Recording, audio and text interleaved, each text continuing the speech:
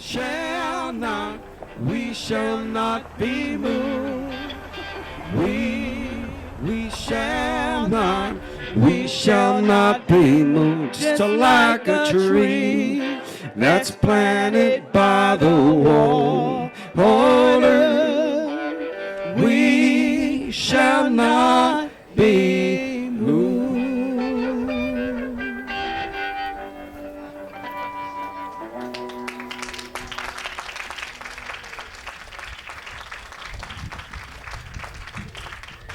Good afternoon. Wasn't that wonderful? Let's have another big hand for Josh and BJ. I want to welcome you all here, but I first want you all to know that that beautiful music and this microphone and all the sound we're doing today is powered by a higher power, the power of the sun. From that sun bus, which has solar panels on it, there's a story in that. I'll let Josh and BJ tell it later, but it's a wonderful, wonderful thing. Good afternoon, everybody. My name is Jonathan Sokolow. I'm an attorney, an activist, and a writer. I live in Northern Virginia, and I'm so pleased to see all of you here and to welcome you to this program. Our air, our health, our future, the fight to save Union Hill. We've got an exciting program for you today. Everybody can move in and take your seats. That would be great. We're going to start off with a prayer. I'd like to introduce Faith Harris. Dr. Faith Harris is Vice Chair of the Board for the Virginia Interfaith Center for Public Policy and an assistant professor at the Samuel DeWitt Proctor School of Theology of Virginia Union University. Since 2016, Dr. Harris has served as chair of Virginia Interfaith Power and Light, and she is also a member of the Governor's Advisory Council for Environmental Justice under both Governors McAuliffe and Governor Northam. Dr. Harris, please join us.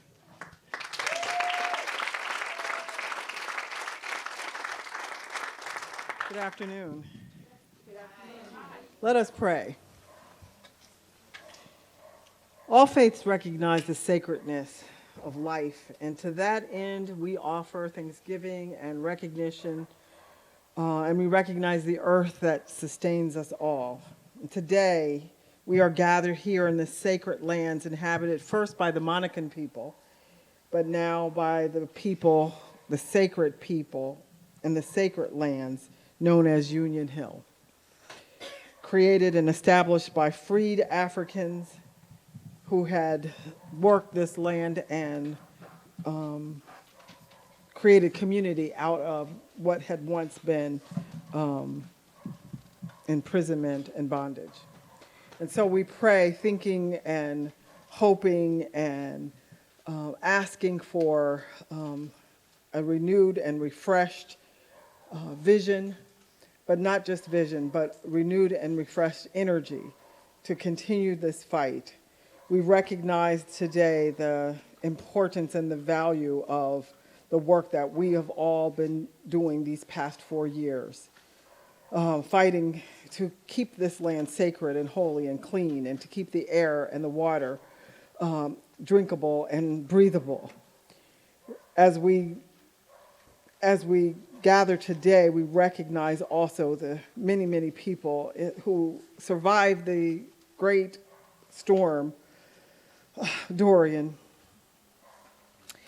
and the survivors whose hearts are breaking, and who, as we watch and hear their stories, our hearts are breaking, recognizing that the work that and the fight that we're in is also for them, recognizing that we don't want to see Category 5 storms all over this world, and recognizing that we were so very fortunate to be spared 40 hours of 200-mile winds.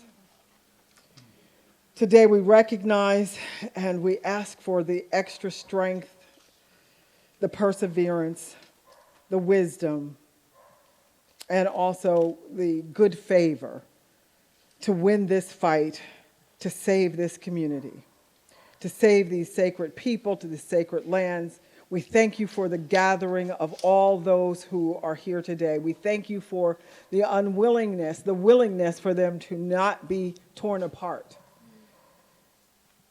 by the forces that would see us divided. And so now we offer our time to the Great Spirit, the Mother, the Father of us all. Amen.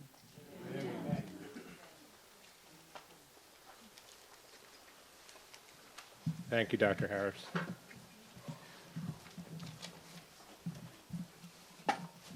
We're so pleased to have everybody here today. I see a lot of veterans of this struggle who have been coming back again and again, day in and day out for these past 5 years to save this beautiful and historic community. I see a lot of new faces, and to those of you who are hearing the story of Union Hill for the first time today, we welcome you with open arms, and we urge you to join our struggle today. This event is co-sponsored by an array of organizations, the Sierra Club Virginia chapter, the Virginia Poor People's Campaign, a national call for moral revival, Friends of Buckingham, Friends of Nelson, Allegheny Blue Ridge Alliance, Virginia Faith, Interfaith Power and Light, Power, Protect Our Water, Heritage Rights, Water is Life, Protect It, and Appalachian Voices. As was mentioned before, this event is hosted by nonpartisan, nonprofit organizations. We're not supporting or opposing any candidates here today. If any government officials or candidates are here today and wish to speak during the discussion, they are speaking in their official capacity if they have an official capacity, not as candidates, and we ask that they not discuss the election. So the question is, why are we here today? Well, perhaps the first question is, where are we today? We are, as Dr. Harris mentioned, on land that was stolen from its original inhabitants, the Monacan, who lived here for millennia before Europeans came and claimed to have discovered it. But in addition to that, we are here on land that was consecrated with the blood, sweat, and tears of African slaves who worked a tobacco plantation on this very land where we are standing. People who are buried here, which is why when Bishop William Barber III was in Virginia in February, along with with Vice President Al Gore, Reverend Barber said, "This is holy ground. This is indeed holy ground. The slaves who lived and worked in this plantation are buried here. The freedmen, their descendants who founded Union Hill after the Civil War, are buried here, and therefore this is holy ground." We are, in fact, on the ancestral land of Taylor Harper, a former slave who bought a part of the land he once toiled on this plantation land. And we're here to ask and to answer one simple question. What kind of commonwealth are we? What kind of commonwealth are we? Are we the kind of commonwealth that turns its back on its most vulnerable citizens when they come under attack by powerful corporate interests? Or do we stand together? Do we do as Dr. Martin Luther King Jr. told us to understand? We are all caught in an inescapable network of mutuality, tied into a single garment of destiny. Because the truth is this: we all breathe air. We all drink water. We are all Union Hill.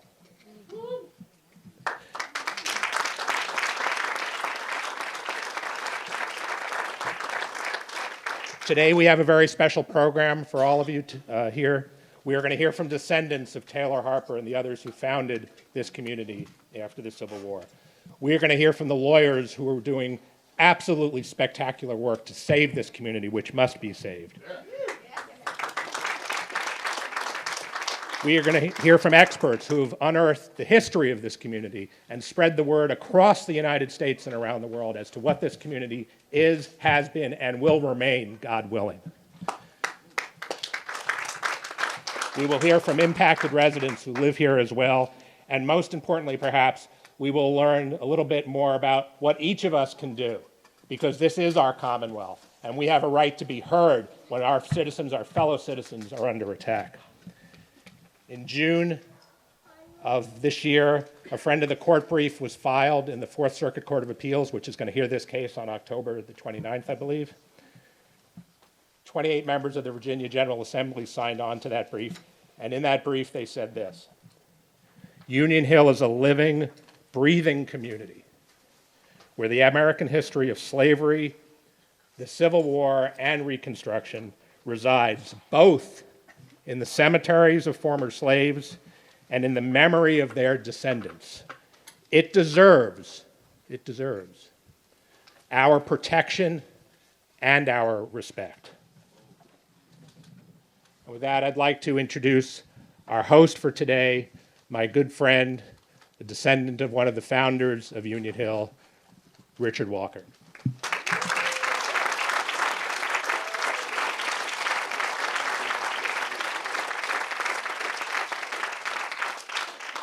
Good afternoon. I thank God for a wonderful day. No rain, no humidity, and all you folks showed up.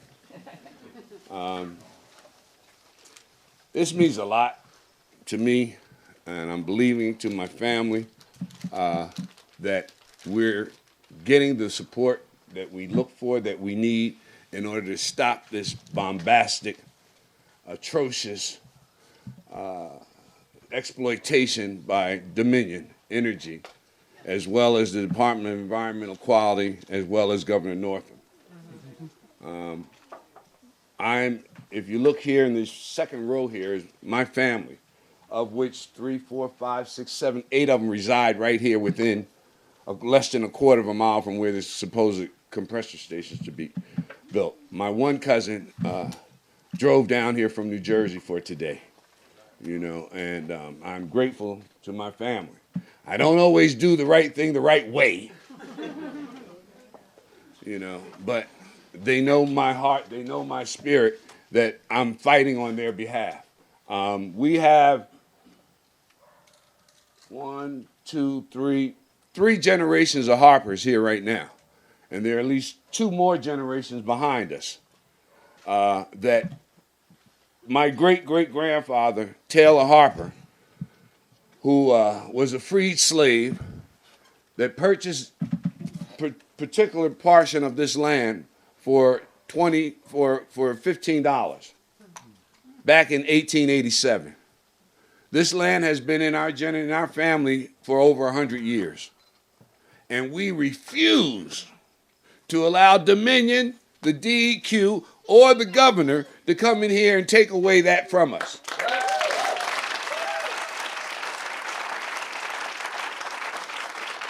I am determined to work on legislation that will stop eminent domain. Yeah.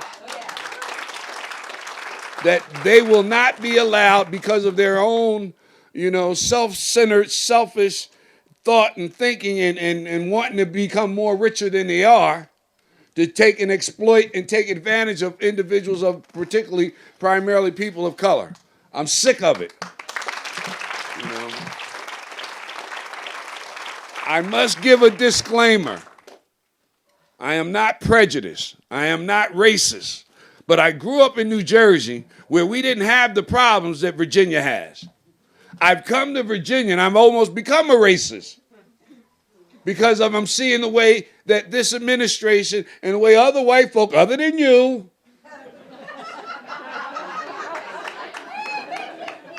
treat black people. This is horrendous of what goes on in the Commonwealth of Virginia.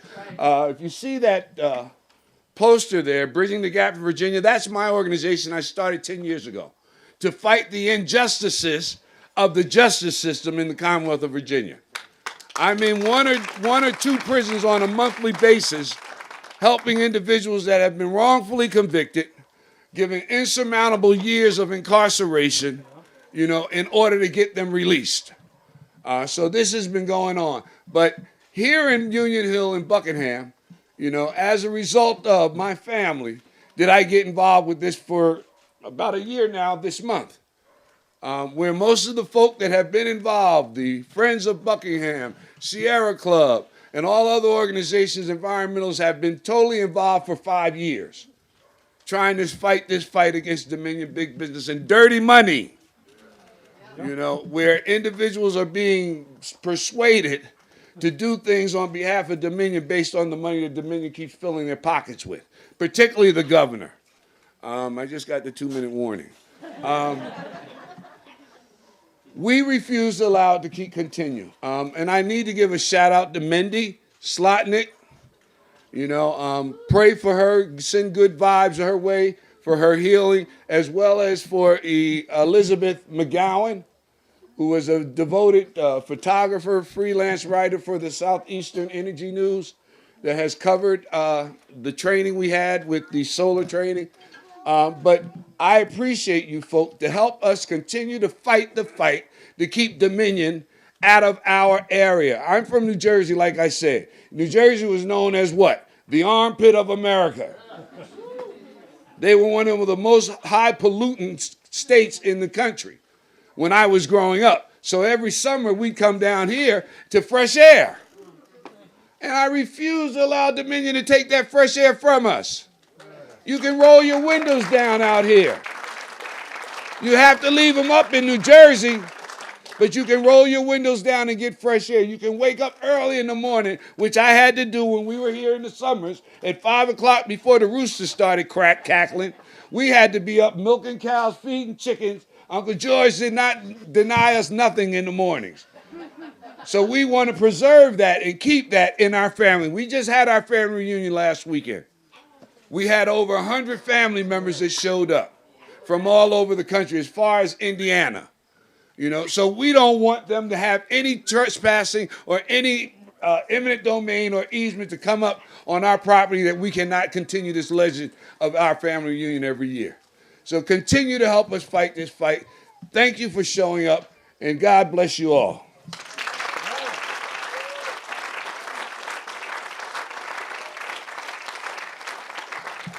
Thank you, Richard. I'm in a similar position as Richard. I've only lived in the Commonwealth of Virginia for 25 years, and I came from the other side of the Mason-Dixon line. And I've understood living in Virginia, particularly being involved in this struggle, that sometimes your enemies come after you. Sometimes those who say they're your friends come after you as well. Which reminds me of what I was told when I did move down here 25 years ago. I was told by a good friend of mine that you can always tell a Southern liberal because a Southern liberal will lynch you from a short tree. Just putting that out there.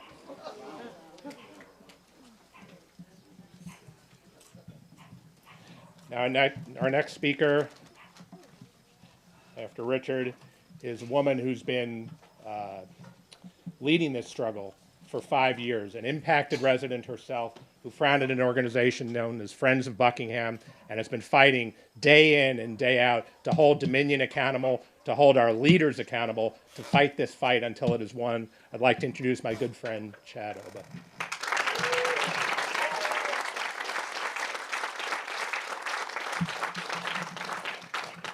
Thank you, Richard. Well, I've been tasked with telling you what we've done, and we've done a lot, so I don't think I have time here in the time allotted to tell you, but it'll be 5 years this month of this struggle to save this community and to work with other communities who are also being impacted by the ACP and in other parts of the state by the MVP. We've discovered along the way that these pipelines aren't needed. They're not needed anywhere. And so I will begin with the beginning with the regulatory process that we went through. We started with FERC, the Federal Energy Regulatory Commission, going to their listening sessions. When we started, you could make a public comment. They soon changed that to make it a private comment, and they would take you to a little room and they would take down your comments.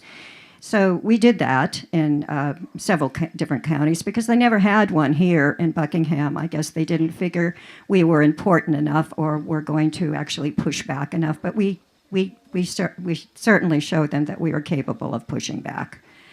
And we proceeded to the water hearings and the air permit hearings. And backing up a little bit, we also went locally to the Planning Commission and the Board of Supervisors because the location of the compressor station nearby that Richard was talking about is actually zoned for agriculture. So they needed to have a special use permit. So we filled the administration building, and just about every comment was, no, we don't want this, and we're very concerned about all of what it will bring, which is a lot of nasty pollution,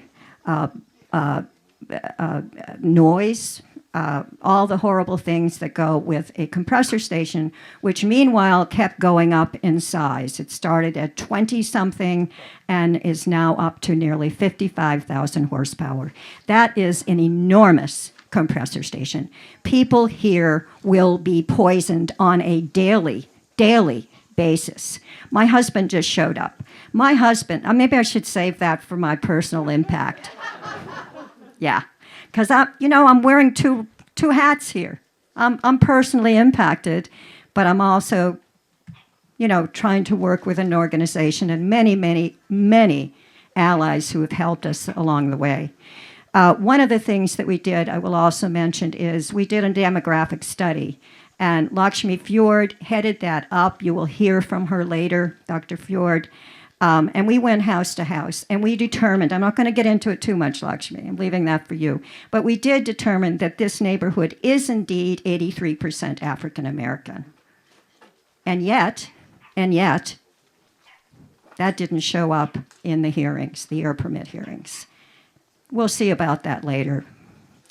So, and we also did air monitor. We did some baseline air monitoring in the homes closest to the compressor station. So we would know what our air is like now, which is good and clean, and what it would look like if the possibility, and we're not going to let it happen, of a compressor station is actually sited here. We also did water monitoring, and a number of us learned how to monitor. Not only did we monitor the wells of those closest, but we learned how to monitor our streams. And Heidi Divya, who's back here, our Secretary of Friends of Buckingham, she headed that up and did an enormous amount of work. So we've been very, very busy on the ground doing all of these things, everything we know. We've had local meetings, events, many events. Kay Ferguson came down for a whole year of events because she felt like we needed a little healing down here because we had been working so hard.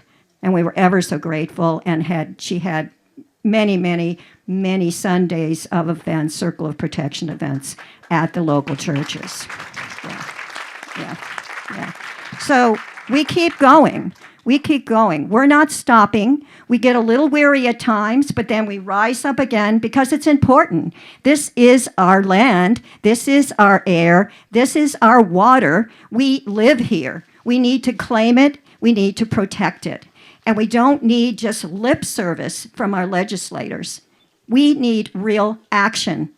When the Advisory Council came out here on environmental justice and said, no, don't do this here, and advised our governor, it was ignored.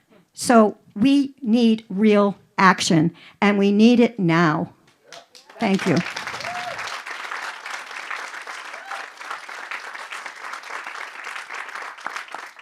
Chad, thank you so much. I want everybody to take a moment and just listen to the sounds that we hear now. The compressor station would be less than a mile from here. A compressor station of this unprecedented size would sound like a 747 taking off 24 hours a day, 7 days a week. You won't hear those birds if that compressor station ever comes.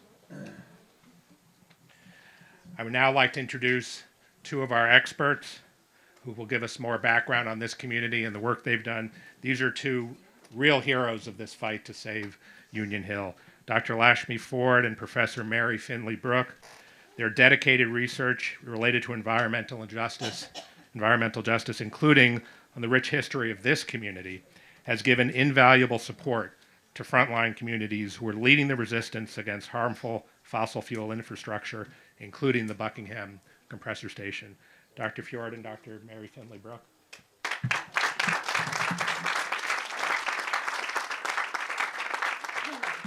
So first of all, I have to say my last name's Fjord, and that really matters to me because if you know anything about Henry Ford, you know he was extremely racist.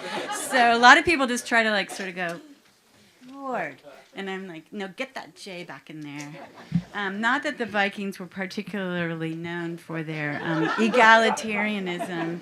They are now. So Anyway, I so appreciate the opening comments made by Reverend Harris. So I don't have to make any kind of those comments because of the notion of whose this land was. I was fortunate enough as an anthropology student to bring the attention to the Department of Anthropology's resident Virginia archaeologist, Jeff Hantman, about Monacan artifacts. Actually, we didn't even know they were Monacan artifacts. So I've been involved in this kind of historic study since basically I moved here in 1979 to help to be one of the community members to start Yogaville here. We were moving our whole Yogaville from Connecticut. So now I've used up like way up too much of my time. I need to start by saying I just want to make a blanket and very heartfelt apology to anyone in this community who has felt that outsiders, white people were coming in and, you know, making statements about the community. For a while, we weren't even going to be using the term race. I'm looking at the Harpers. This idea that I'm an expert. In anthropology, the expertise is in local knowledge. The true experts are the people sitting here who are descendants of the people who were enslaved here. I don't call myself an expert. I'm not an expert. I'm a collector. I learned some skills. I have a little toolkit. I then say, what is missing that I can offer? Like I'm looking at Kay and the circles of protection. We each would say, what can we do with what we know that can contribute here? So again, got my PhD in anthropology, but the most important thing to know about me is I'm a grandmother of 5 little girls. And all of the children are my concern. And that is what really this is all about, right? Everything that we do here, everything we do individually, that we do collectively, let it be towards restoring justice for the past and ensuring justice for the future generations. And let whatever we're going through be just the steps, right? Thank you. We're in it together. So it wasn't inevitable that Union Hill would become We Are All Union Hill. Not at all. It took day and night efforts by the local people here. I mean, kudos to other people, but it was the day and night efforts of the people who live here who said, we are going to disrupt the slow violence of these mechanisms of dispossession of our human rights, the rights of nature, that have been going on since the Monacan were driven from their actually ample economic basis here in copper mining. They were well known for it. So really what we're trying to do is emphasize the role of grassroots people, but receiving monetary, in-kind support to do the work needed to bring that expert knowledge out, which takes us to the erasures. Because this compressor station is the largest possibly in the nation, according to Al Gore, who said it to us in front of all of us in February, largest in the nation, it's also the largest of the 3 Atlantic Coast Pipeline compressor stations, one for each state. Why? Because the existing ambient air is so good, they could emit here at higher levels. So punishment for being good stewards of your land. And it just goes on and on like that. At every stage, there were 30,000 pages in the original 2015 Atlantic Coast Pipeline application. I did not read all 30,000, but I read many because many thousands, and I have read many, many, many thousands over these 5 years. Why? Because we're trying to catch them in the act of lying and catch them in the act of misinformation. So in that first application, there were 0, 0, 0 cultural resources only for the county of Buckingham, where they want to locate the largest compressor station intersection of 3 existing Transco pipelines with a new Atlantic Coast pipeline. The only place on the Atlantic Coast pipeline they're going to have a metering and regulatory station if it gets built, which it will not. Excuse me, I shouldn't have said it like that. Where they want to put these 2 huge pieces of infrastructure. What in the heck is a metering and regulatory station? Well, unlike industry standard of having compressor stations every 40 to 60 miles to make the pressure get more evened out, to lessen the health impacts, the emissions, the leaks, they want it 200 miles apart. So guess how fast, I can't wrap up that fast, how much pressure this has to be under. So I'm just going to take a minute because my job is the context of people understanding what the threats are. And then later, I'm going to talk about what we can do. This isn't that part. This is telling you what's being co-located there. 1,440 PSIs of pressure. Does anyone understand what that is? But that's the highest allowed that could happen here. Now, that was hidden in the FERC description in the FEIS because in one section that had compressor station that was going to be located at Woods Corner, the metering and regulatory station was going to be located in Buckingham, and all of the air emissions for the whole complex was located in Woods Run. Where the heck is that? So that is the kind of detail where you see the misinformation. They said that it was 29.6 people, but that was the person per square mile in the 2010 census for the entire county of Buckingham. And what they did was deliberately hide and erase what the EPA called a pocket of majority minority. So that's why we went door to door. We had to do primary research because we were getting slammed by lies. So what do? You go in every home. We went to 100 households, 77 were home. We got the residents, we got their ages, we got their pre-existing health conditions, we got their uses for agriculture in this A1 agricultural zone. We made maps, we restored maps, we created household maps. And we did all of that because no one in the state was going to do it for us. The other thing we need to talk about is water, just very briefly. This co-location of the 3 pipelines of the Transco intersecting with the proposed Atlantic Coast pipeline takes place in the James River watershed, a single source aquifer. Does anybody know what that means? It means that there's no other way to get water.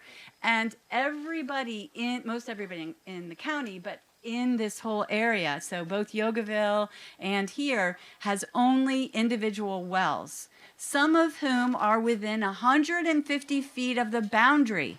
Now imagine that underground when they tell us in every public meeting we went to, we cannot guarantee that this will not leak into your water.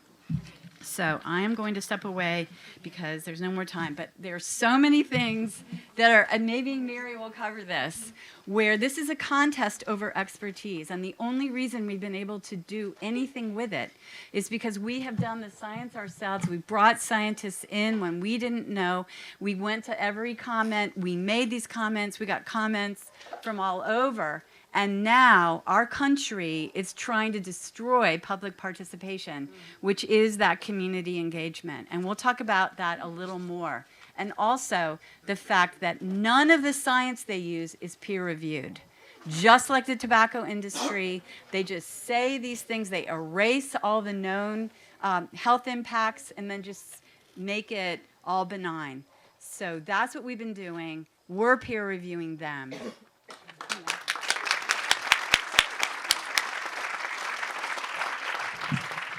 Good afternoon, everyone. I'm Mary Finley-Brook from the University of Richmond, and I am super excited to be here. I'm going to go quick. I'm just recapping a couple of things so we can get to the actual experts. We're looking forward to hearing from residents of Union Hill. So I want to summarize the patterns of what we've just heard so far and what we know is happening across the state. Historical racism, institutional racism, environmental justice. We have disproportionate impacts in our air and our water. It's communities of color. It's low-income communities. How is that happening?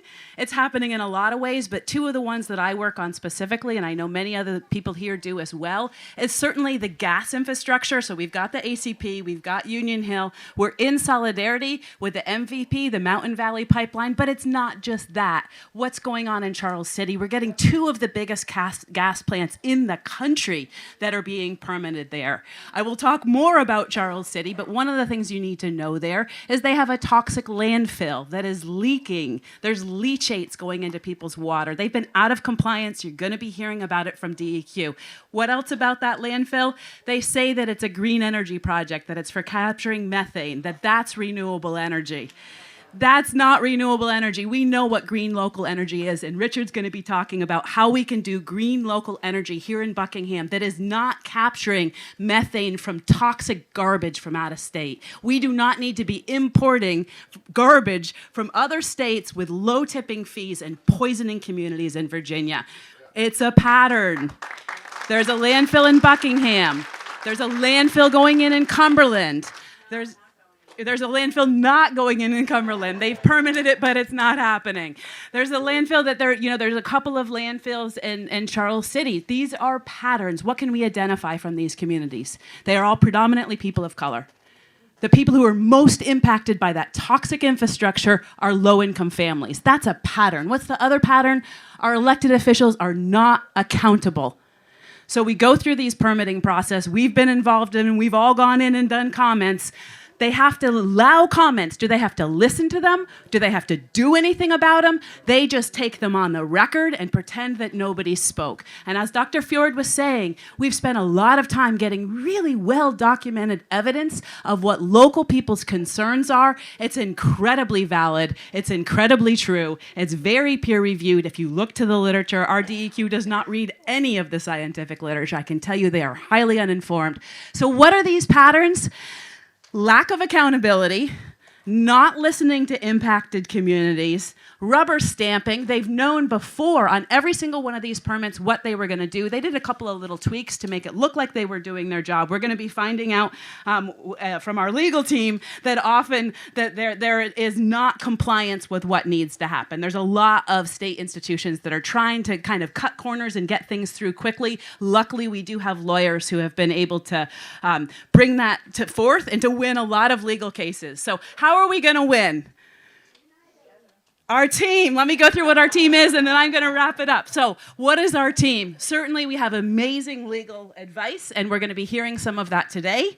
We're going to hear what's out in front of us. We have amazing NGO, non-governmental networks. Look at this organization. Look at the number of organizations that pull in for all of these events, for the comments, for the facilitation, for the food. Many people are working behind the scenes. We appreciate you. We don't know who that is. We have academics, but not just academics, people who are willing to work at the community level to provide that evidence, to make sure that local voices are respected and heard. And we are going to be able to hold people accountable because we have shifted this process. They know they can't get away with this. I'll talk about things we can do moving forward, but most importantly, it is making sure that voices of local people who are impacted are being magnified and are being heard, because that's how we win. That's how people know this process is not listening. Our leaders are not listening.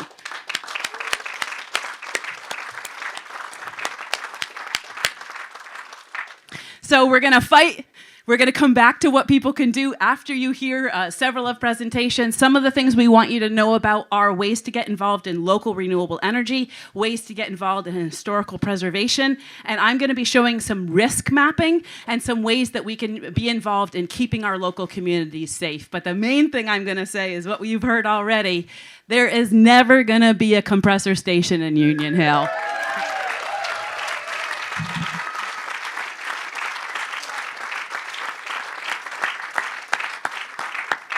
I'll second that.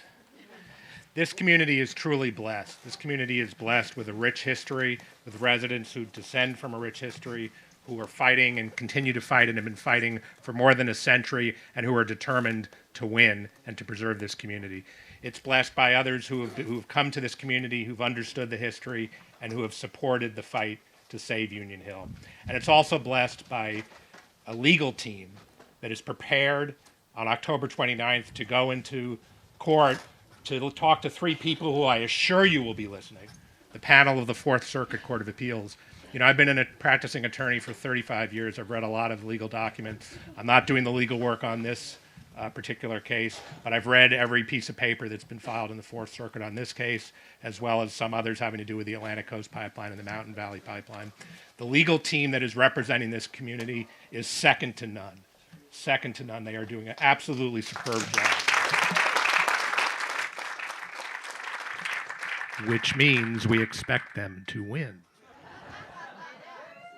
As they have won before, they have gotten multiple federal permits thrown out for the Atlantic Coast Pipeline.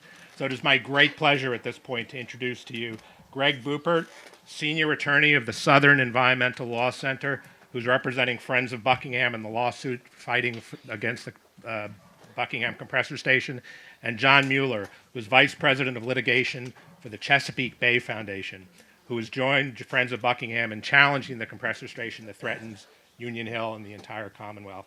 Greg and John.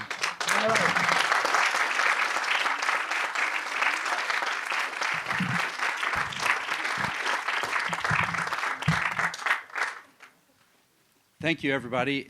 My name's Greg Buppert from the Southern Environmental Law Center. I'm really glad to be here with you all today.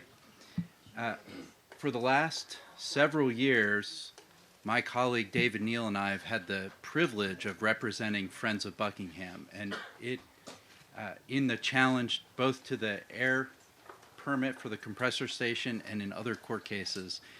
And it's been very inspiring for us and for the whole team at SCLC.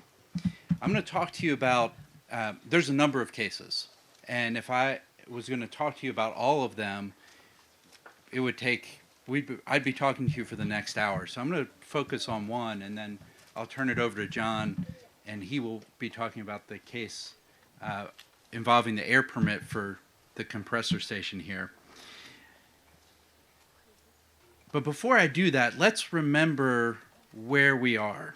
Dominion announced this project 5 years ago in a press conference that with the governor. And 5 years ago, Dominion wanted us all to believe that this was inevitable and a done deal. The project was supposed to be in the ground and operating. Can you all hear me? I can definitely talk louder. The project was supposed to be in the ground and operating in November of 2018. There's been no construction in Virginia. There's no compressor station in Union Hill. And in fact, over the whole length of this project, Dominion has only installed 35 miles of pipe. That's less than 6% of the entire project. So we are still in this fight, and this pipeline is not a done deal. That's right.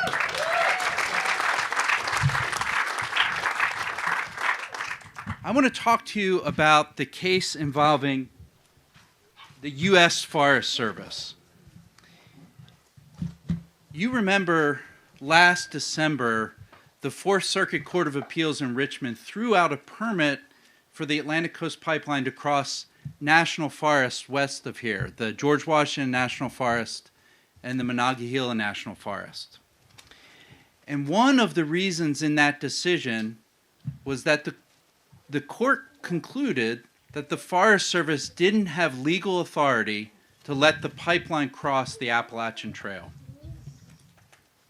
Now, importantly, the court did not say, the Fourth Circuit did not say the Appalachian Trail is a barrier to this pipeline, or is it a barrier to all pipelines in the east. What the court said is the trail gets its highest protection as a unit of the national park system on federal land, like the National Forest. But the trail doesn't run only on federal land. It runs on state land, and it runs on private land. After that decision, Dominion had a choice. It could reroute its project to find a lawful crossing in compliance with the court's decision.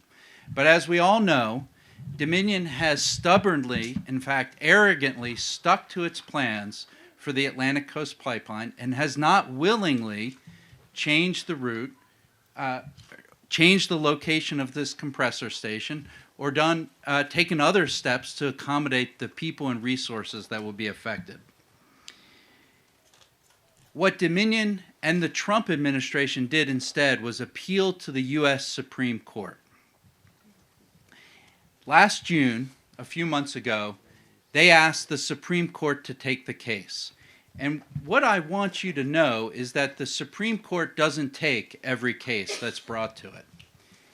So Dominion and the Trump administration have asked the court to take the case and review this Appalachian Trail decision. We had a chance to respond. We did that last week. We opposed the court taking the case. And if you want to see the reasons we opposed, the reasons why we think the court shouldn't take the case, I'll refer you to the brief. The only question, and this is really important, the only question before the court right now is, should it take this case? And we'll get an answer to that question during the first week in October. If the court takes the case, please know that doesn't mean Dominion wins. That just means we have a case. It means a lot more work for us. We have to write some briefs. We have to go argue the case in the Supreme Court. But that doesn't mean Dominion automatically wins that case. And I think Dominion, if the court takes the case in the first week of October, I think we can expect Dominion to spin that very hard in the press, like they have all along, that this pipeline is inevitable. The Supreme Court's taking our case, we're winning, we're going to build this pipeline. I want you to know that's not true. If the court doesn't take the case, that means the Atlantic Coast Pipeline can't cross the Appalachian Trail on federal land. Dominion, we expect, and we should be prepared for, will immediately go to Congress to try to change the law to allow its pipeline to cross the Appalachian Trail on federal land. And one of the most important things we all can do is contact your representative in Congress, let him or her know that you oppose the Atlantic Coast Pipeline and that Dominion shouldn't get special treatment. It shouldn't get to change the law for this project. There's more we could talk about. There's a case against FERC, going to oral argument in the middle of October 16th. SELC represents the Friends of Buckingham in that case. One of the important issues in that case is whether or not FERC considered the effect of this project on the environmental justice community here in Union Hill. And of course, there's the case going before the Fourth Circuit on October 29th involving the air permit for the Union Hill compressor station. Let me wrap up. Dominion has lost in court 5 times, at least 5 times.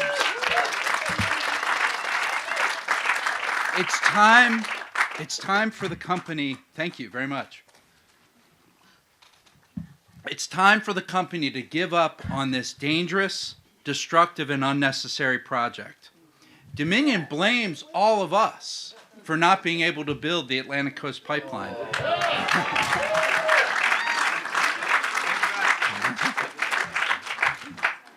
But let me let you know that, and I think we all know that its problems are entirely self-inflicted. Yes.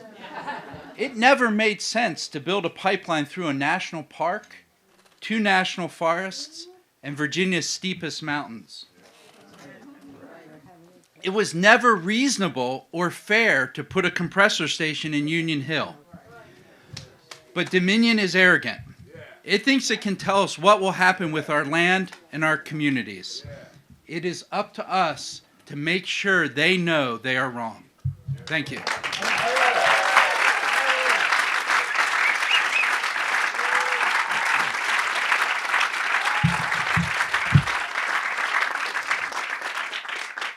I'd hire him, wouldn't you? Yeah. I know, and he's free. That's a pretty good deal. Yeah. Hi, I'm John Mueller. I work at the Chesapeake Bay Foundation, and I wanted to say, that I'm honored to be here, and I'm honored to be able to represent you. And I'm going to talk a little bit about our work on the compressor station with SELC and our members and Friends of Buckingham. But I also want to tell you a little bit about connections, and I'll have to tell you, this isn't my first time to Buckingham. I actually grew up in Charlottesville, and as a young high school student and then in college, I used to come here and deer hunt. I wasn't very good at it, but I actually used to come here a bunch, and I never thought back then that I'd be standing in front of you all talking about a fight in the Fourth Circuit Court of Appeals to stop a compressor station. Actually, I think my dad thought I was probably going to end up being a house painter. But I'm privileged and I'm honored to be here, and I want to thank you for putting your trust in us and allowing Greg and Dave Neal and I to represent you all. So I think, you all might be asking yourselves, so why is Chesapeake Bay Foundation involved in this case? And I'll tell you, it's a couple of things. Yes, we represent the Bay and the waters of the Bay and the natural resources of the Bay, but we understand that there is a connection with all the streams and the mountains and the rivers like the James that flow to the Bay, and that what happens on the land ends up in the Bay and harms the Bay. We also understand that it's more than just about the natural resource. It's about people. That those natural resources are connected to all of us. Richard talked about how we're all really kind of brothers and sisters together sharing this resource. And so we firmly believe that the Atlantic Coast Pipeline is the wrong thing for Virginia, wrong thing for West Virginia and North Carolina as well, because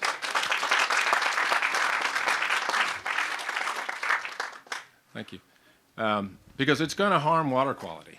That the runoff that's coming, we've watched happen, you all probably have seen with the Mountain Valley Pipeline, with these heavy rainstorms, the amount of mud that's running into our, pristine trout streams and rivers and flowing eventually to the Bay is unimaginable.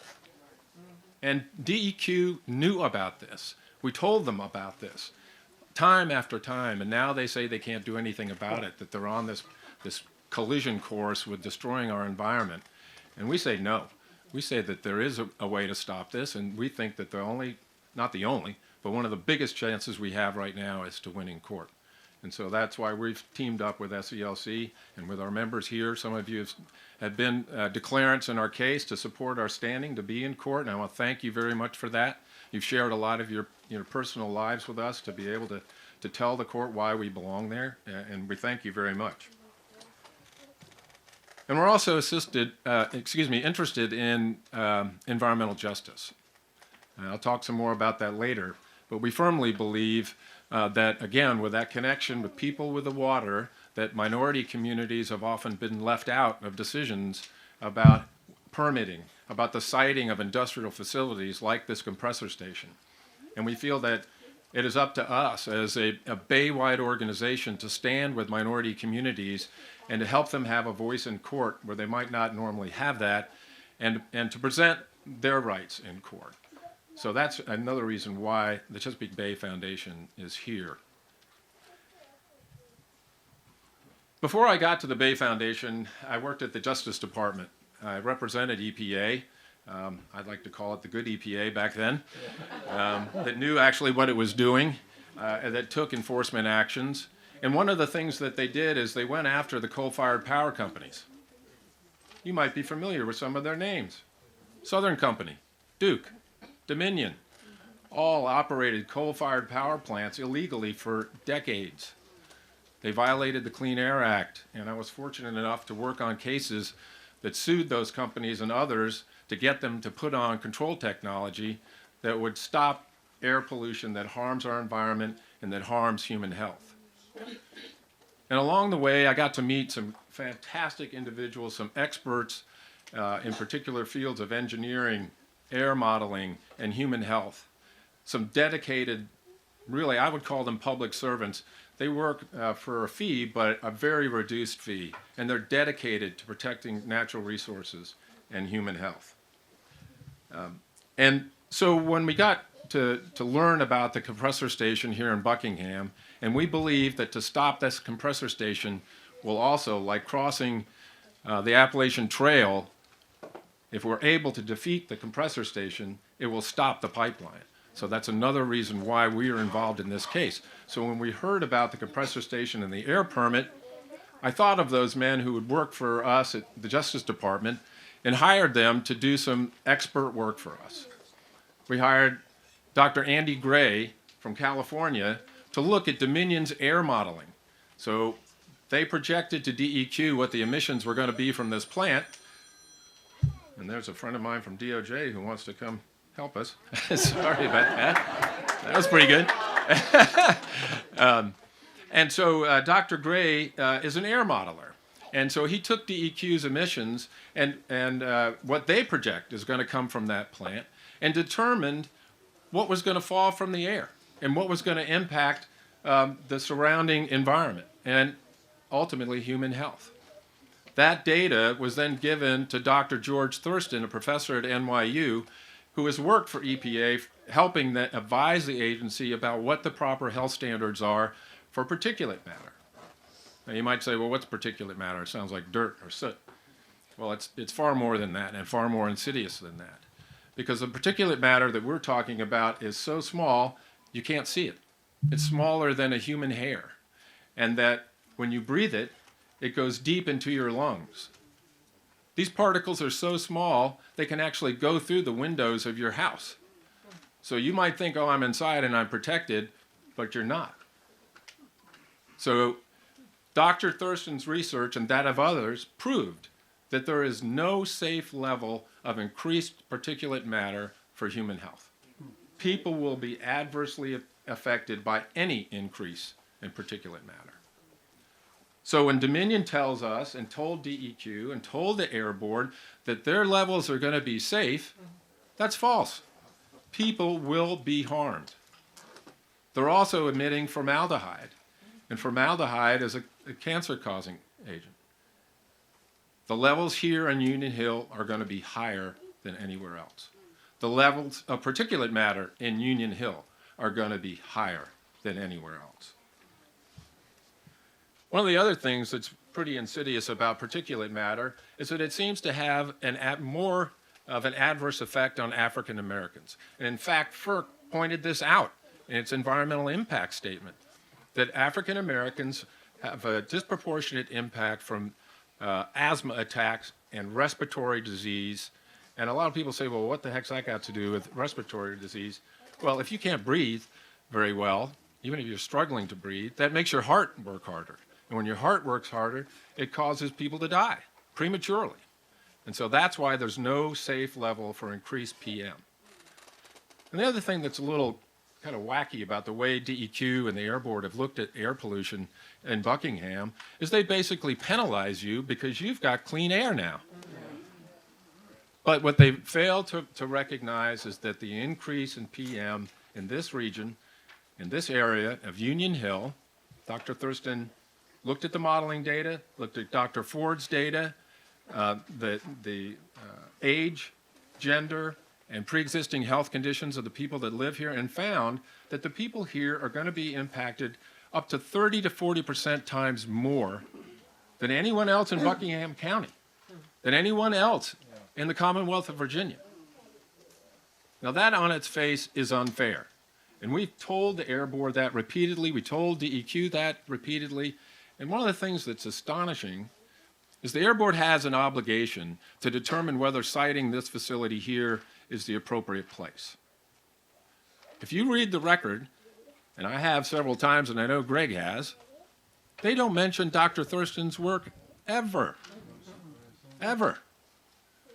Now, they may say, yes, we recognize that maybe Union Hill is an environmental justice community, but they don't put those words to action. Just recently, Governor Northam was speaking about the introductions of the first slaves into Virginia, and he talked about environmental justice in Virginia and how there had to be more than just words, that those words had to be translated to action. Well, that hasn't happened. And that's why Greg and I and the members of CBF and SELC are committed to standing with Union Hill in court to defeat this air permit. Thank you.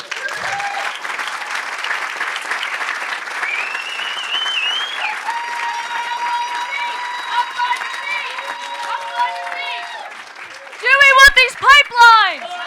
Fracking way! Do we want these pipelines? No fracking way! Do we want these pipelines? No fracking way! Whose air? Our air! Whose land? Our land! Whose water? Our water! Whose air? Our air! Whose land? Our land! Whose water? Our water! I believe that! I believe that we! I believe that we will win! I believe that we will win! I believe that we will win! I believe that we will win! I believe that we will win! I believe that we will win! Woo! Okay. So we're here not just to talk, we're here to take some action. So we're going to take some action right now. We are honored today to have 3 special guests with us. And I want to tell you a little bit of a story if I can. When Governor McAuliffe was leaving office, right before he left office, quietly and with no effect at the time, he created the Governor's Council on Environmental Justice. And that council met, and I went to many of those meetings. And after meeting over and over again and studying the issues, the Governor's Council on Environmental Justice recommended to then Governor Northam that he cancel, that he do everything he can to stop the Atlantic Coast Pipeline, the Mountain Valley Pipeline, and the Buckingham Compressor Station. And do you know what Governor Northam did? Absolutely. Wrong. He fired the entire council, disbanded it. He removed 2 Air Board members who were prepared, I think, because I was at these meetings, to vote against the permit here. So the Governor's Advisory Council became history. But then they drafted a new executive order, and they appointed a new Governor's Advisory Council. And we have here today 3 members of that council, and I would like to recognize them. Dr. Faith Harris, who gave the invocation at the beginning. Dr. Harris.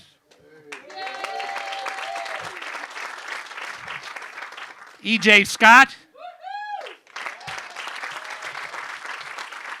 And Hope Cupid. Where's Hope? If any of you want to come up here and speak, because this is the Governor's Advisory Council, but it is the People's Advisory Council, and the people will be heard. If any of you, either of you, any of 3 of you, would like to address us at this point, we can take some action right here and right now so that Governor Northam can hear our voices.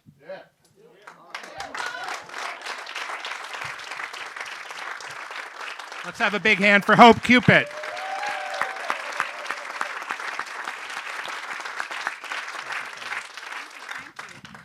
Hello, everyone. I've been here several times, and I was here when I was on the first Environmental Justice Council, and I was lucky enough to be appointed to the second. I'm hoping they listen to us, because what I'm hearing is Dominion has pretty much won. And I don't want to be on anything that's not going to help the people that mostly are impacted by this. It's enough happening to especially people of color, people that look like me, that don't have a voice. So to see this community and people come together makes me happy. However, when we get there in a couple of weeks, I think it's about 2 weeks, we're going to talk and really speak about what's happening here. That's why I wanted to come. There's no need for me to be on the council if I can't come and sweat with y'all. But I'm very grateful for the attorneys and for what we are doing as a country moving forward. So I want to say, does anyone else want to come and join me? I'm not on the council just for lip service. I want to make a difference. I'm very honored that I got selected, but I do want to speak and at least let them hear what you all are saying. Thank you. I just want to reiterate that and to encourage you to keep coming to our council meetings and to keep speaking out and to keep coming and requiring us to hear your comments and your concerns. And we'll do our part to make sure that you have the time that you need. We're working in the background to try to make sure that that policy and procedure does not silence your voices. So please keep coming, and we're just so grateful that you have that you've come this far, and that we were able to come here and to be a part of trying to make sure that your air and your water and your land is protected. And I do want to say one thing, and maybe this is not very politically correct, but we're so sorry that Mary Finley-Brook is not with us again this year. She was an invaluable resource and voice on the council, and we just want to thank her for the work that she did with us.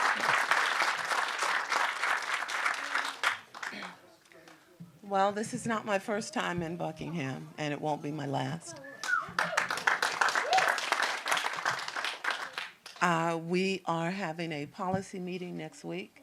I will assure you all that your voices will be heard at that meeting. And keep doing what you're doing, and we'll keep doing what we're doing. Thank you.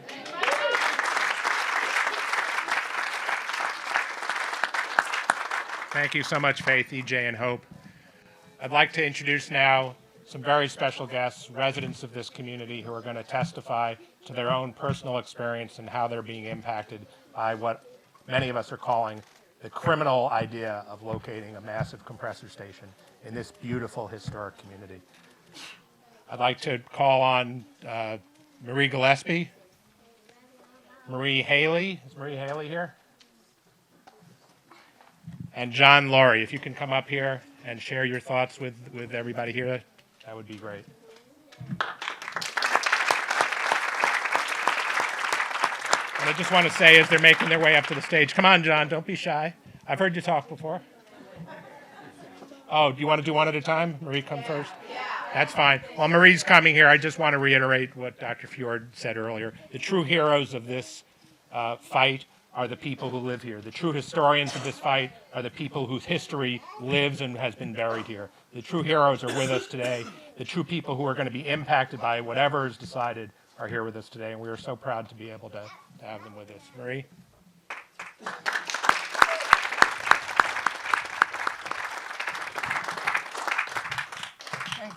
Thank you for that introduction.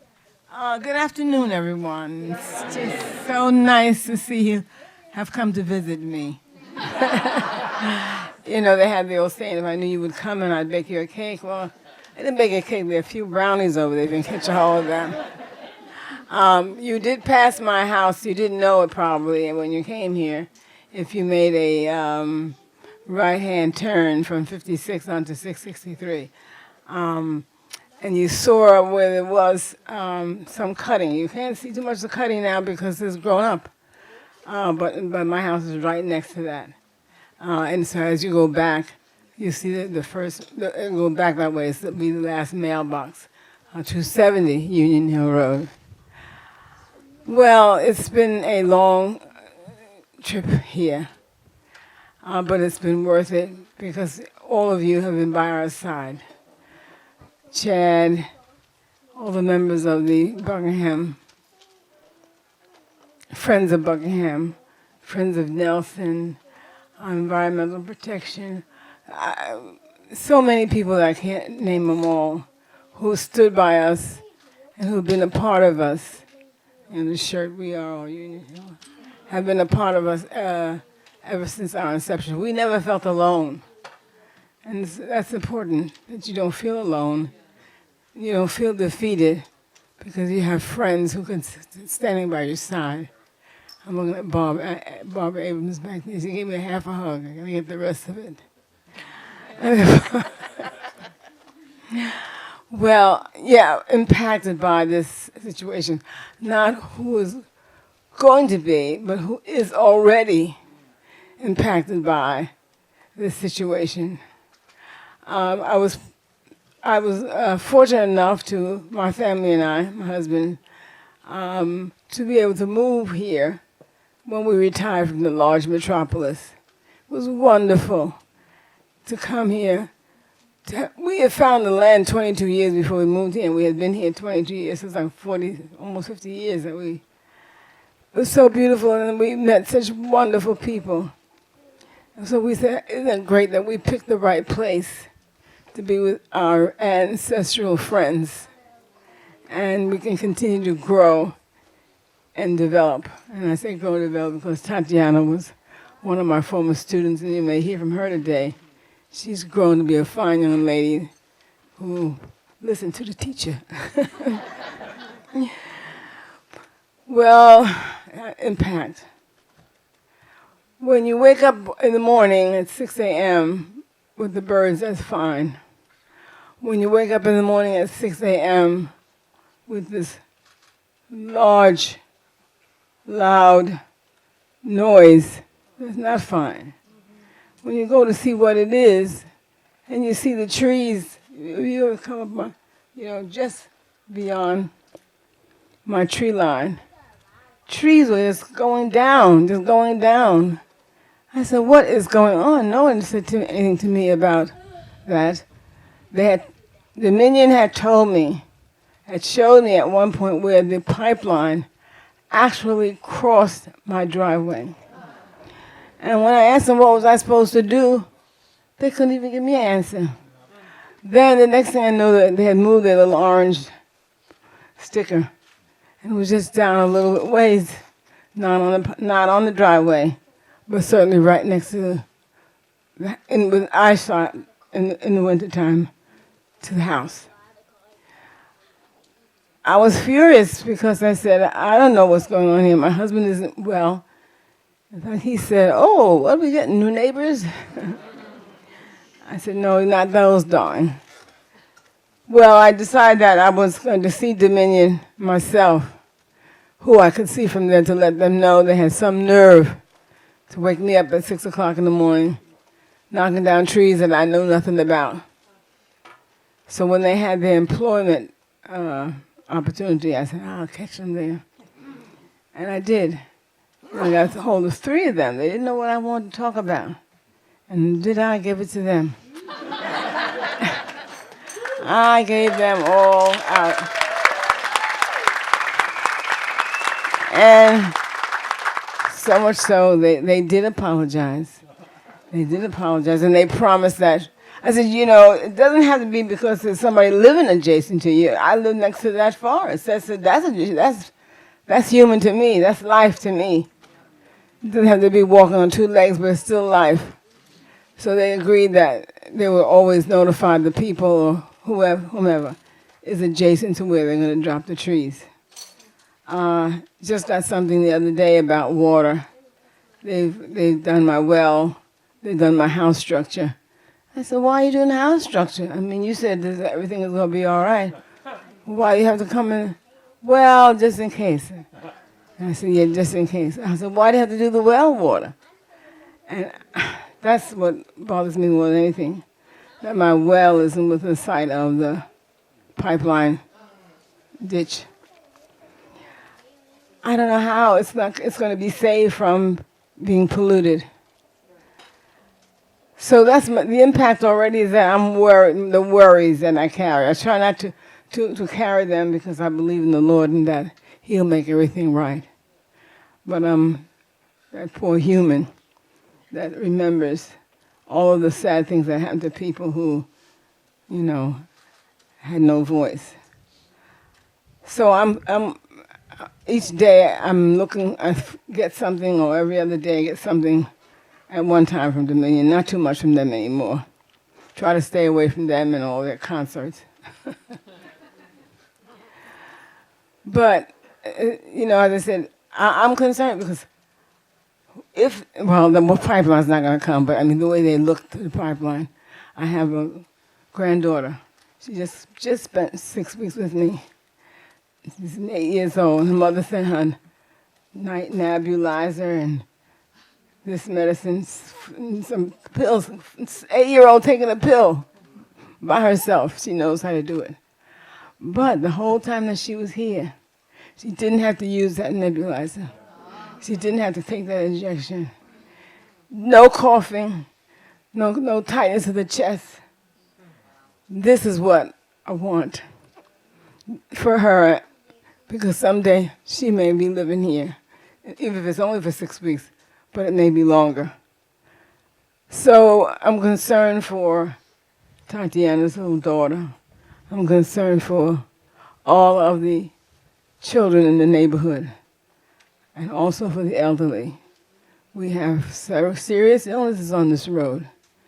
Some could not be here today and send their regards to you. We are being impacted every day because we have this over our heads. And I hate to think about it, us not winning, because I know what that would mean to me. I mean, next door to the pipeline and less than a mile from the compressor station, I might as well start looking for someplace else, because I don't know. So I'm going to fight along with you, not only for me, but for my neighbors and my neighbors and my neighbors, because we are doing the best we can to raise our families, to give them the best that we can. And here's somebody that's bigger than us just coming down and trying to take us over. And they're doing it in such a way that around about, so that we don't even try to think that we don't know it. But we got our law group, they know how to find out what they're doing. So I ask you to continue to support us. I hope you enjoyed the day. Richard, you're to be applauded for your extension today. It's wonderful. And if you ever wondered what it was like, sometimes when I'm outside in my yard, I say, well, if I was back there in 1818, I wouldn't be able to stop and get water.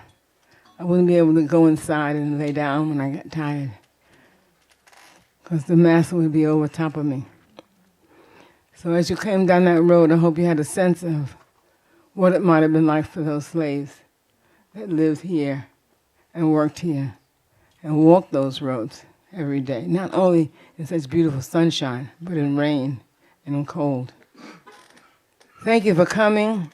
Enjoy the rest of the day, and please come back again.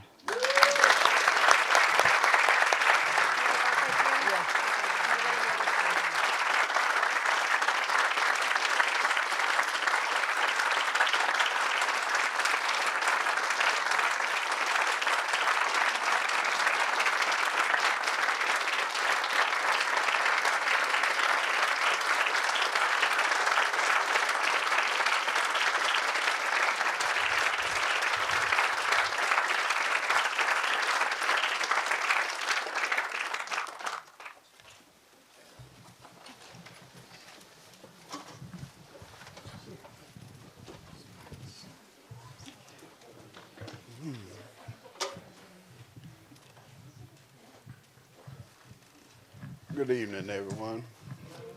And certainly thank God for this privilege of being here and enjoy seeing you here today. This is indeed a pleasure. My name is John W. Laury. I grew up in this area a few years ago. All these surrounding areas, I used to walk through the woods. We had many paths. We kept the roads open so we could walk at night. many memories, good memories. And I grew up on my grandfather's place. It was a small farm off of Union Hill Road, approximately a quarter mile from here, out on Laury Lane. In 1963, I left for the military. And after the military, 4 years of the Air Force, I decided to stay in Southern California. For 4 years after the Air Force, 35 years on a job there. Then I decided to come home. Because of the four seasons and this pristine air, the rolling hills, and such great memories of the people here. These people they was all what some of the young people said that they were homies. They all knew each other. They really took care of us growing up. We could go from house to house. And it was really a good neighborhood. But over the years, I missed the four seasons, the clean air, and the quietness. Living in the city is not necessarily quiet. The air is not necessarily clean. So I wanted to come back. Somewhere, approximately 5 years ago, we heard rumors of a compressor station, a special use permit for a compressor station was being considered. From that point on, life began to change for me. I could not imagine living in this community with a proposed compressor station of the magnitude 57 to 58,000 horsepower, polluting up our air, definitely destroying our water, contaminating our water. Since I was raising cattle, garden, and an orchard, life would not be the same. So we had a group here called Friends of Buckingham, with Chad as a leader. She informed us, and we became involved. That's when the struggle began approximately 5 years ago. And we've been in the struggle since. But thanks be to God, it was not only in Buckingham the struggle was, but throughout the state of Virginia, the coalition across Virginia, and even out of state that came to support. And along the way, we realized that it was not only Buckingham in a struggle, but there are many struggles due to corporate America. They seem to like to use the minority communities for these poisonous, noisy, polluting, whether it's dumps, compressor station, chemical plants, put them in those areas. So the struggle continued. But along the way, we never lost faith. We've had much encouragement, professional help, which we heard much of today. Thank God for SCLC and their support. Not enough can ever be said about our coalitions group, how they have been there all the way, and the Faith Alliance group, who have been supportive, and also our different technology groups and our experts who have been with us all the way. And last but not least is our community activist, Richard, who came on board. So today I'd just like to say I thank God for being here, and I thank God for you being with us. And we will defeat this project.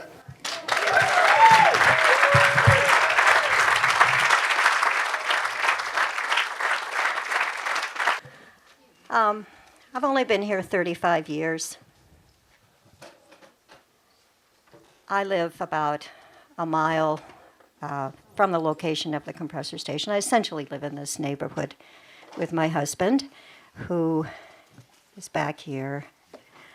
And a lot of my worries when I first heard about this, and speaking as an impacted resident, were for our health. And I think that John talked a lot about that and the particulate matter. My husband works outside. He's a prolific stone sculptor. He's out there the minute he gets out of bed in the morning, and I have to kind of drag him in. Are you going to eat? Come on, I want to eat, or what, He's just out there all the time. You're all welcome to come by, those in the neighborhood, see what he's up to. He's doing some beautiful sculpture work.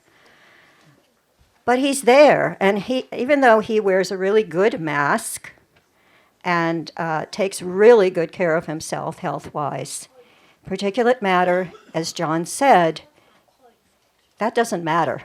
He will be breathing it for up to 10 hours a day, every single day, for the rest of his life, if we're able to remain here. So I'm really, really worried about that. So, but the other part of how I've been impacted is just the anticipatory stress of living with this. I'm a mental health provider here in the county, and I know about stress. And just waking up every single morning and saying, one more day of trying to do this battle has been so difficult. And I know it's been hard on others, like Marie talked about that, Marie Gillespie. And I have to mention Ella, who's in the first row, who lives 150 feet from the property line. Think about the stress that she's experiencing, not knowing what her life is going to be like if this thing happens, and it's not. It's not. And Ada Washington, who's also in the front row.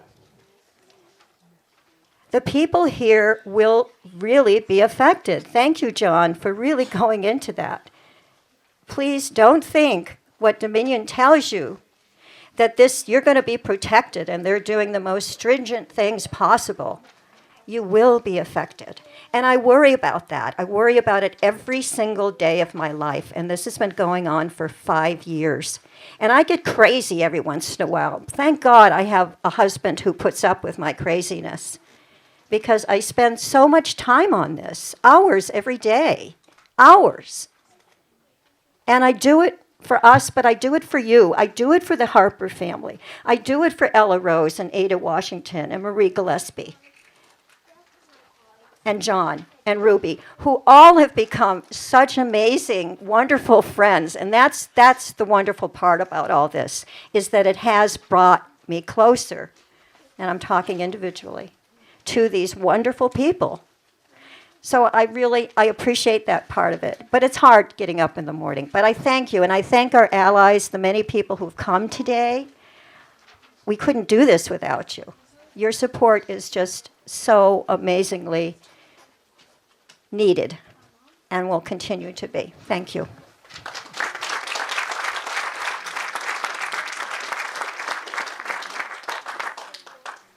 you, Chad. I know you all share with me the thought that I'm just in awe of the courage and determination of the people in this community. And you know, we started this program with a question, what kind of Commonwealth are we? And a question occurs to me, I wonder if the governor of this state and the attorney general of this state who are defending this compressor station have the courage to spend 1 hour in this community and look these folks in the eye and tell them why their lives must be ruined by Dominion Energy. I wonder if they have that courage. You know, we are fortunate today to have people here, not just on the fight for Union Hill and on the Atlantic Coast Pipeline, but people who came down from Pennsylvania, who are veterans of a very long struggle there to fight the Atlantic Sunrise Pipeline. And we're so grateful that they're here. And we also have, as you all probably know, in addition to the 600-mile Atlantic Coast Pipeline that will never be built, there is the 303-mile Mountain Valley Pipeline that will never be completed. And there's intersections and there's similarities in all of those struggles, including the fact that the great work that SELC has done to stop the Atlantic Coast Pipeline from crossing the Appalachian Trail is also having an effect on whether the Mountain Valley Pipeline will ever be completed. And we have here today, I'd like to call to the stage now, Russell Chisholm, who's co-chair of the Protect Our Water Heritage Rights or POWER Coalition and Preserve Giles County. And he's a veteran of the 5-year fight to stop the Mountain Valley Pipeline, and he will share stories from the communities affected by the MVP. Russell, thanks so much. Thank you very much for the introduction. I think we're in the speed round now, so I'm going to take a deep breath, and I'm going to go through this as quickly as I can. Several of the speakers have mentioned this has been a 5-year struggle for all of our communities on the MVP and on the ACP.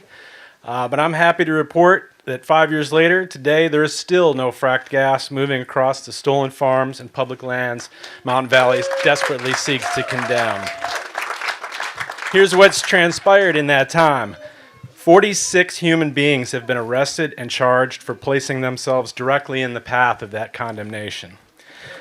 Yesterday, the Yellowfinch tree sitters and supporters down in Montgomery County celebrated 1 year of a successful blockade of MVP. As we've spoken about, the Fourth Circuit Court vacated MVP's permit for water crossings for failing to adhere to Clean Water Act requirements, and MVP, as a result, still cannot bury their pipe in the National Forest or across the Appalachian Trail.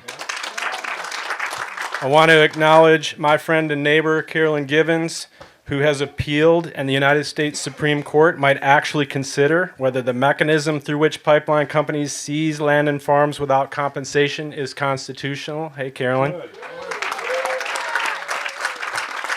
And methane pollution as a more dangerous greenhouse gas than carbon has finally entered the national and global climate conversation.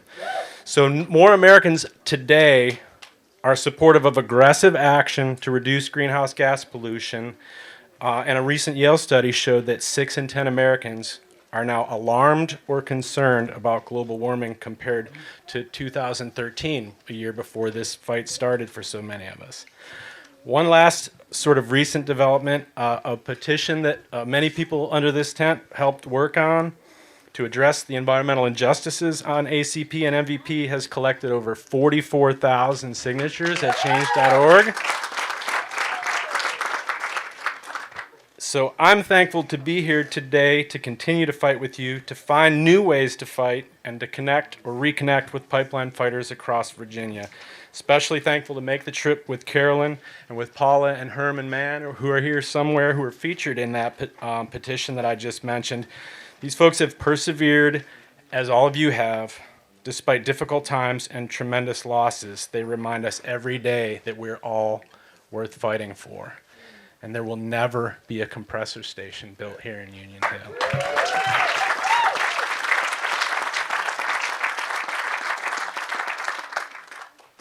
Thank you, Russell.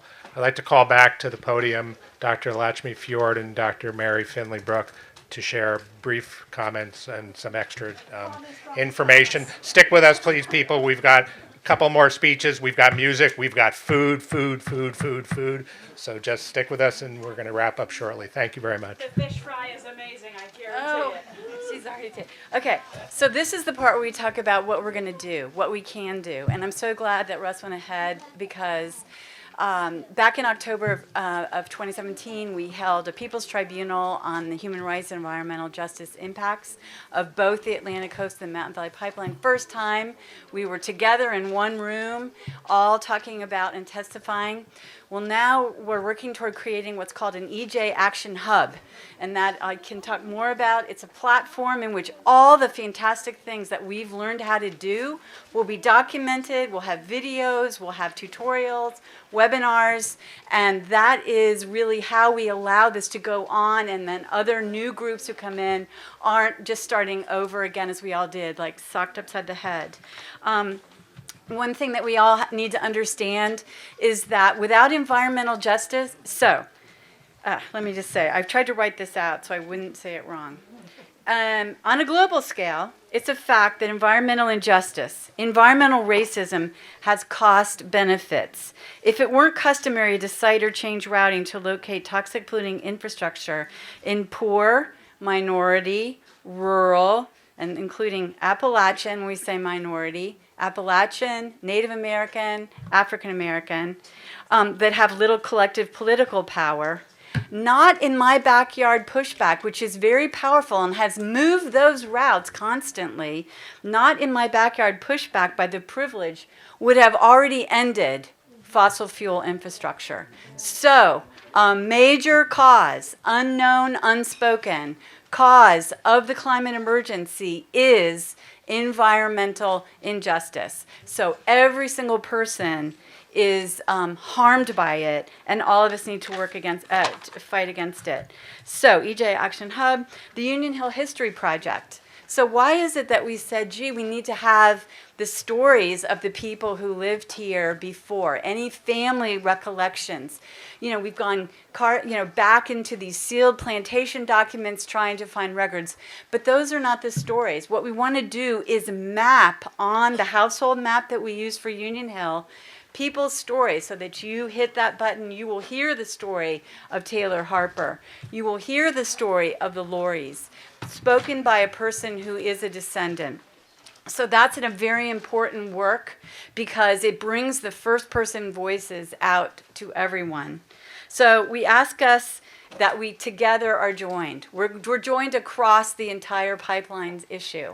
We're joined to the LNG facilities that are projected for Chesapeake Bay. We're joined down to the Chickahominy because those are the power plants. This is all the same fight. The wells where the fracking occurs. So we want to make sure that Union Hill and all of these communities are not a lesson learned, like Governor McAuliffe just said in Executive Order 6. Environmental justice is important. Let's work on that. And DEQ told me personally, in Union Hill is the lesson learned on what not to do. What we want all of us join together is, what do we do to successfully restore justice here and in all across the United States?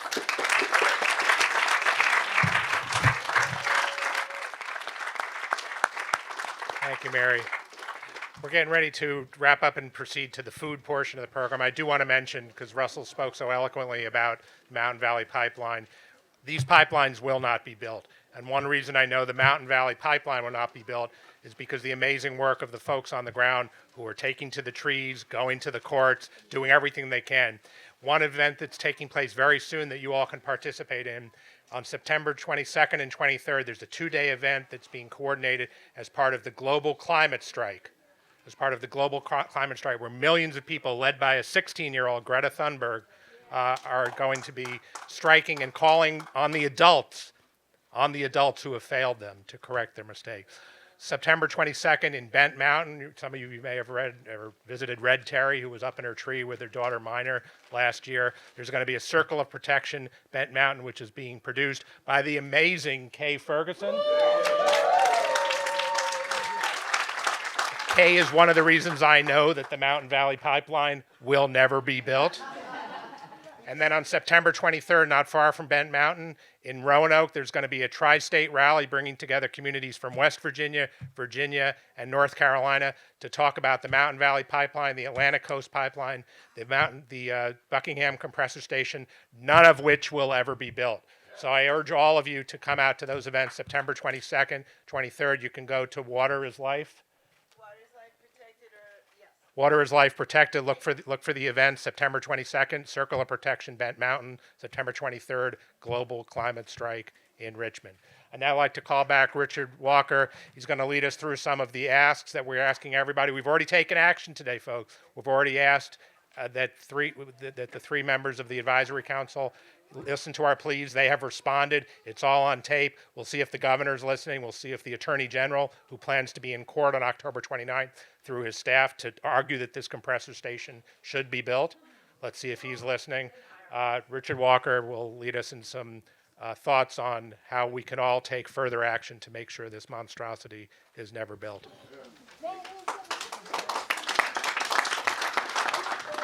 First of all, I really, again, reemphasize, I thank you folks for showing up. By you being here is letting us know that you are determined to fight with us. You know, you wouldn't have showed up if you didn't give a hoot about what we were doing. So we appreciate that. Union Hill, as my cousin said, as Marie Gillespie said, as anyone else before me, Chad spoke, John spoke, this is a very stubborn community. All right, they are very resilient, you know, and as a direct result of folk like Andrea Mitchell, Chad, Kendall, all these folk that have been fighting our efforts, Robert Dilday, Barb Adams, Kay, is the reason why I'm in front of you now. I was not an environmentalist. You know, knew nothing about what goes on with saving the environment. It was these folk that I've called their names out, CCAN, Chesapeake Bay Foundation, that got me involved, educated me, and let me know how protective we need to be over this. You know, so what we've done as a result, like I said, y'all put me on the front stage, you know, back in February when Al Gore and Reverend Barber was here. What we have done was we've established, because Union Hill is a food desert, it's a broadband desert, as well as a first responders medical assistance desert. That's been happening for all my life. I'm 61 years old, and we've never had that out here. I fought the county supervisors and the government, the Commonwealth of Virginia, for have neglected this community for over 50, 60, 70, 80, 100 years. So it's high time that we do for us what they fail to do for us. So we've established a permanent Wi-Fi system at Union Grove Baptist Church, right down the road. So our young people that grow up here, have equal access to the internet like their white counterparts who have internet access down in the county schools. We did that back in June. We did a 40-hour, 1-week solar panel installation training. Tatiana was one of the representatives here for Union Hill, as well as an African-American woman. And we had individuals that are formerly and currently convicted felons that came and got trained.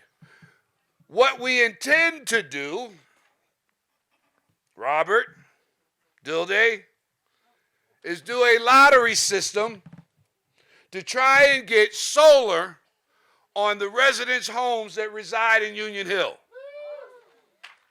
That's what we're doing. We're about to abound in a major fundraiser in order to help get solar panels constructed on the rooftops of most of the folk in the community. The way we're going to initiate it is through a lottery system.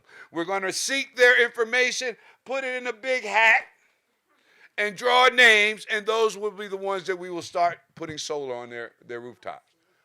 All right, so we need your support. I've invited this joker 3 separate occasions. You know, he is yet to show up. I'm talking about that dude right there. Can you grab that joker. Yeah. I've invited him several times to our events, and he's yet to comply with what we're asking. He went so far as to patronize me, which I really can't stand, by sending me to Matt Strickler. You know, I gave Matt Strickler both barrels. He regretted that he even called me. You know, that's how they placated us and gave us him. I said, listen, I don't want you, but it looks like I'm going to have to take you in lieu of the joker that sent you to me. You know, I lost respect for our governor. I hate to say that. I'm sorry. You know, I've totally lost respect. But if you reach out to these folk on the Environmental Justice Advisory Council, all right, if you reach out to your local, and this is a hot race coming up, folks, you know, your local folk that got your best interests at heart, that'll be in the General Assembly, reach out to them and let them know that we need support in Union Hill, that we need support in the Commonwealth of Virginia, that we do not need any frack gas in Virginia at all, that all it is doing is enriching the pockets of Tom Farrell and Dominion. And we need to stop that. It has no purpose, no use, no nothing for the Commonwealth of Virginia. It's just for it to be sent, LNG to be sent overseas that they can get paid. That's all it is. Do what you continue to do. If you're a part of an environmentalist group, stay involved with them. Help them to push the agenda of what we need to save our earth. You know, that knucklehead that's in the White House, he ain't got a clue. He's totally confused. Even the gas manufacturers and other folk are telling him that, you know, you're lifting these sanctions up, is all it's going to do is bring more coal and more methane. You know, granted, they're saying it for their own purpose so they can sell more LNG, but at the same time, Donald Trump ain't got a clue what they're talking about. So, please, I'm not supposed to be political, right? Okay. But I thank you again for showing up. This is very emotional for me at this point because of all the folk that have been standing behind our family to fight this fight. And like I said, I just got involved a year ago. And I guess because y'all think I convinced people so passionately through my lips that y'all said, let's keep pushing them. You know, so here we are now. I'm in the middle of this fight and I won't stop. Thank you for coming out.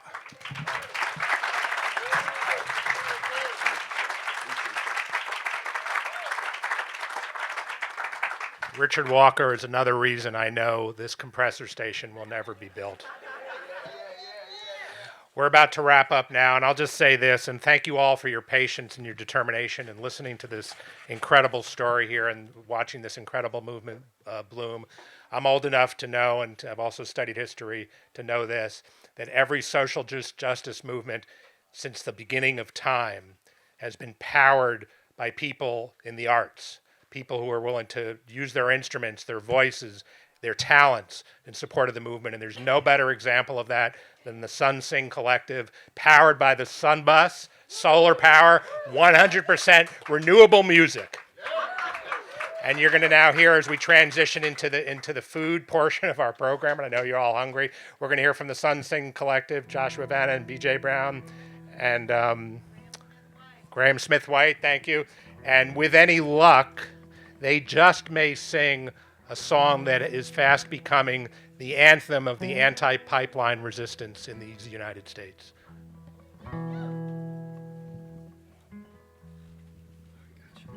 Hey y'all, thanks so much for being here, and we're gonna play the song. I think is maybe the one that John was speaking of, and it's called "To the River," and it's a song I wrote and arranged with the help of some new and some old friends of mine this spring. BJ Brown included with the Sun Sing Collective, and around I think there might be past some lyrics in the process here. If you'd like to sing along, you're welcome to. But it started as a song for Larry Gibson, who is a man, Cateford Mountain, West Virginia, who resisted the onslaught of mountaintop removal for decades in his home and preserved his family's last land completely surrounded by moonscape. And Larry fought till the very end, and his family still continues to. And I started writing the song, and it just kind of all came together when I thought about all the different types of resistance that people are offering in fighting these two pipelines in Virginia, West Virginia, North Carolina. People going up in trees in the Mountain Valley Pipeline, and celebrating a year of that now in Elliston. But anyway, I'm just so inspired by all of you folks and so many folks from across the state, and this song is dedicated to y'all.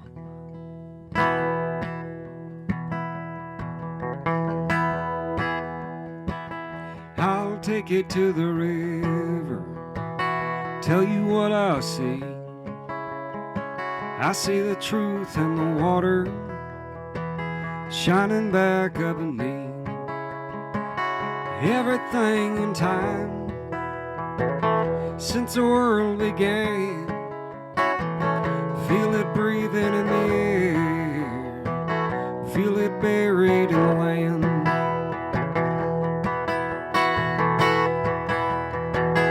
I'll take it to the river, I'll tell you what I hear.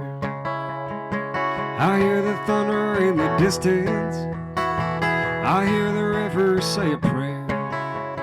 Here come that company man, here come that big machine, here come the murder of the mountain, and here come the in-between.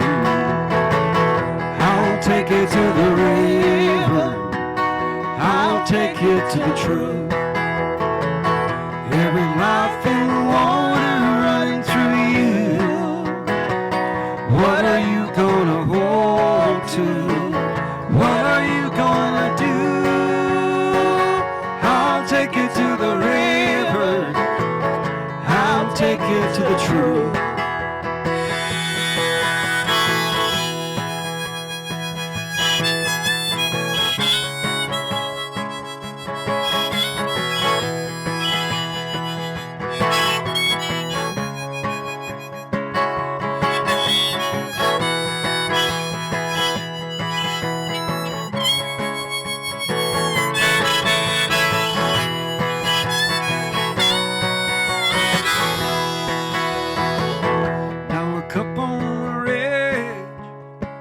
See the river come down, watch it carve through the country, roll right into town, and everything in time running through our veins.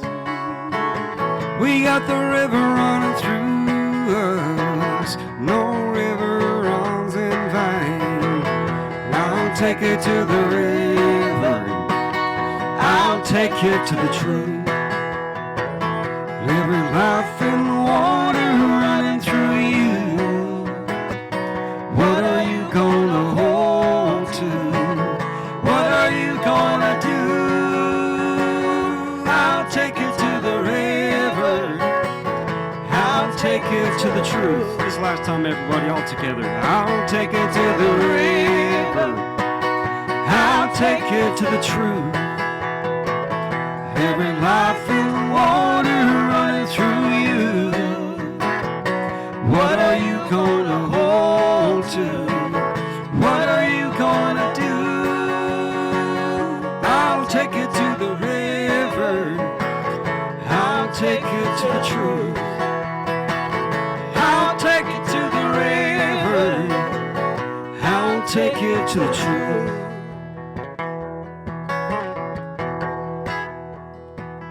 I'll take it to the river, tell you what I hear.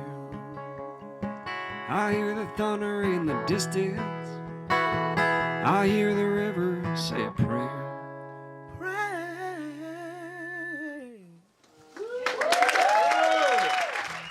That's for everybody who's getting in between, all right? And there's room for a lot more. Yes, All right, so tell your friends and neighbors, plenty of room.